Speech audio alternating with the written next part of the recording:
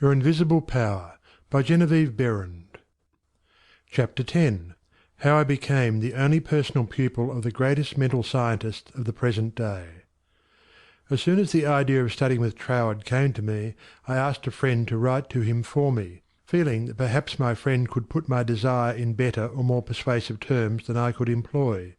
To all the letters written by this friend I received not one reply. This was so discouraging that I would have completely abandoned the idea of becoming Troward's pupil, except for the experience I had that day on the street when my whole world was illuminated, and I remembered the promise, "All things whatsoever thou wilt, believe thou hast received, and thou shalt receive." With this experience in my mind, my passage to England was arranged, notwithstanding the fact that apparently my letters were ignored. We wrote again, however, and finally received a reply, very courteous, though not very positive. Troward did not take pupils. He had no time to devote to a pupil. Notwithstanding this definite decision, I declined to be discouraged because of the memory of my experience upon the day when the light and the thought came to me, "I am all the substance there is." I seemed to be able to live that experience over at will, and with it there always came a flood of courage and renewed energy. We journeyed on to London, and from there telegraphed Troward asking for an interview. The telegram was promptly answered by Troward setting a date when he could see us. At this time Troward was living in Ruan Manor, a little out-of-the-way place in the southern part of England, about 20 miles from a railway station. We could not find it on the map, and with great difficulty Cook's touring agency in London located the place for us. There was very little speculation in my mind as to what Troward would say to me in this interview. There always remained the feeling that the truth was mine, also that it would grow and expand in my consciousness until peace and contentment were outward as well as inward manifestations of my individual life.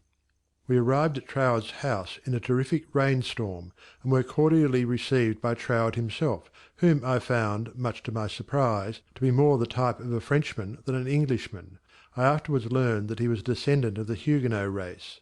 A man of medium stature, with rather a large head, big nose, and eyes that fairly danced with merriment. After we had been introduced to the other members of the family, and given a hot cup of tea, we were invited into the living-room, where Troward talked very freely of everything except my proposed studies. It seemed quite impossible to bring him to that subject. Just before we were leaving, however, I asked quite boldly, "Will you not reconsider your decision to take a personal pupil? I wish so much to study with you." To which he replied with a very indifferent manner that he did not feel that he could give the time it would require for personal instruction, but that he would be glad to give me the names of 2 or 3 books, which he felt would not only be interesting but instructive to me. He said he felt much flattered and pleased that I had come all the way from America to study with him, and as we walked out through the lane from his house to our automobile, his manner became less indifferent. A feeling of sympathy seemed to touch his heart, and he turned to me with the remark, "You might write to me, if so inclined, after you get to Paris, and perhaps, if I have time in the autumn, we could arrange something, though it does not seem possible now." I lost no time in following up his very kind invitation to write. My letters were all promptly and courteously answered, but there was never a word of encouragement as to my proposed studies. Finally, about 2 months later, there came a letter with a question in it. "What do you suppose is the meaning of this verse in the 21st chapter of Revelation?" 16. "And the city lieth foursquare, and the length is as large as the breadth. And he measured the city with the reed, 12,000 furlongs. The length and the breadth and the height of it are equal." Instinctively I knew that my chance to study with Troward hung upon my giving the correct answer to that question. The definition of the verse seemed utterly beyond my reach. Naturally, answers came to my mind, but I knew intuitively that none was correct. I began bombarding my scholarly friends and acquaintances with the same question. Lawyers, doctors, priests, nuns, and clergymen, all over the world, received letters from me with this question in them. Later answers began to return to me, but intuition told me that none was correct. All the while I was endeavouring to find the answer for myself, but none seemed to come. I memorized the verse in order that I might meditate upon it.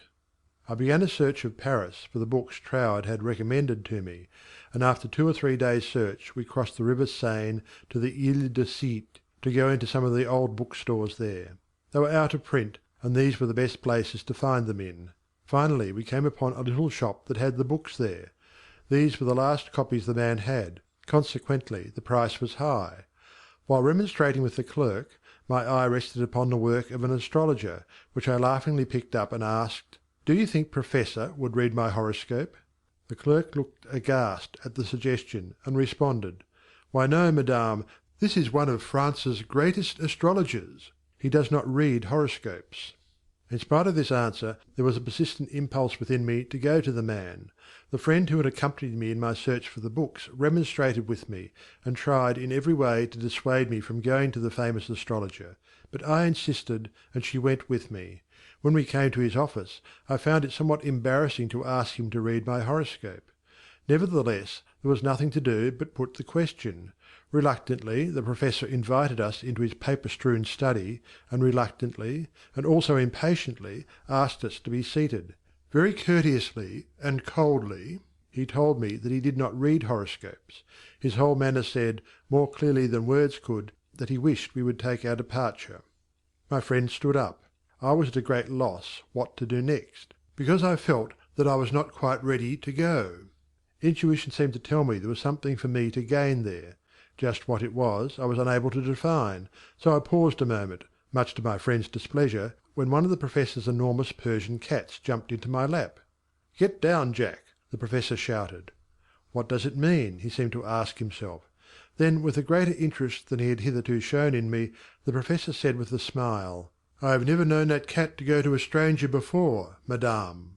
My cat pleads for you.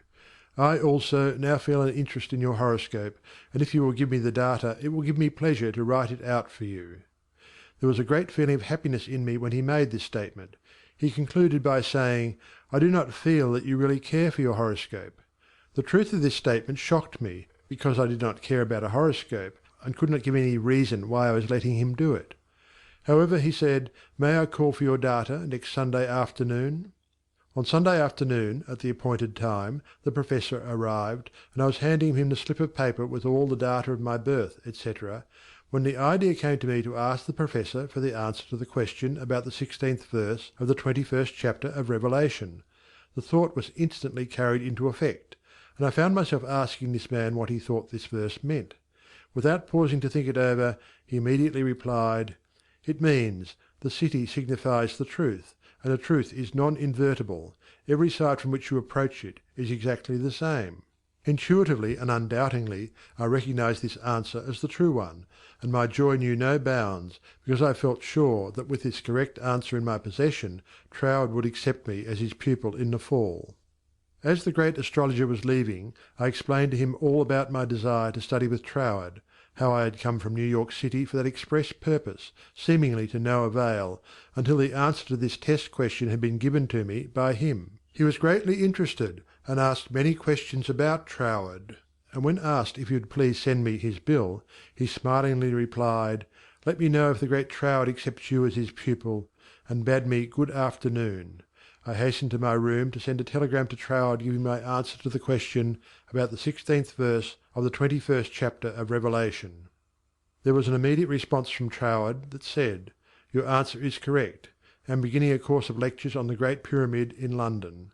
If you wish to attend them, we'll be pleased to have you, and afterward, if you still wish to study with me, I think it can be arranged.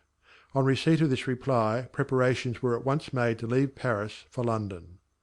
I attended all the lectures, receiving much instruction from them, after which arrangements were made for my studying with Troward. 2 days before leaving for Cornwall, I received the following letter from Troward, clearly indicating the line of study he gave me. 31 Stanwick Road, West Kensington, England. November 8th, 1912. Dear Mrs. Behrend, I think I had better write you a few lines with regard to your proposed studies with me, as I should be sorry for you to be under any misapprehension and so to suffer any disappointment.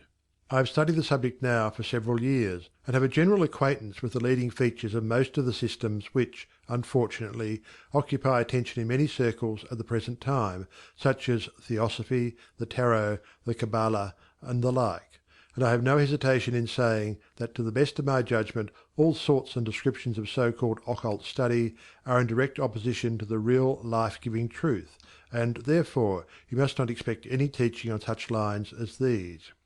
We hear a great deal these days about initiation, but believe me, the more you try to become a so-called initiate, the further you will put yourself from living life.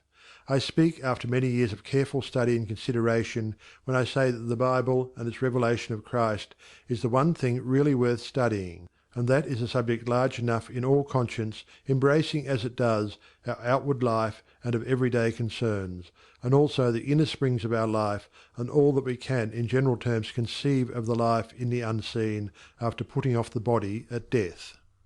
You have expressed a very great degree of confidence in my teaching, and if your confidence is such that you wish, as you say, to put yourself entirely under my guidance, I can only accept it as a very serious responsibility, and should have to ask you to exhibit that confidence by refusing to look into such so-called mysteries as I would forbid you to look into. I am speaking from experience, but the result will be that much of my teaching will appear to be very simple, perhaps to some extent dogmatic, and you will say that you have heard much of it before. Faith in God, prayer and worship, approach to the Father through Christ, all this is in a certain sense familiar to you, and all I can hope to do is perhaps to throw a little more light on these subjects, that they may become to you not merely traditional words, but present living facts. I have been thus explicit, as I do not want you to have any disappointment, and also I should say that our so-called course of study will only be friendly conversations at such times as we can fit them in, either you coming to our house or I to yours, as may be most convenient at the time. Also, I will lend you some books that will be helpful, but they are very few and in no sense occult. Now, if all this falls in with your ideas, we shall, I am sure, be very glad to see you at Ruan Manor, and that you will find that the residents there, though few, are very friendly, and the neighbourhood very pretty. But, on the other hand, if you feel you want some other source of learning, do not mind saying so, only you will never find any substitute for Christ. I trust you will not mind my writing you like this, but I do not want you to come all the way down to Cornwall, and then be disappointed. With kindest regards, yours sincerely, signed, T. Troward.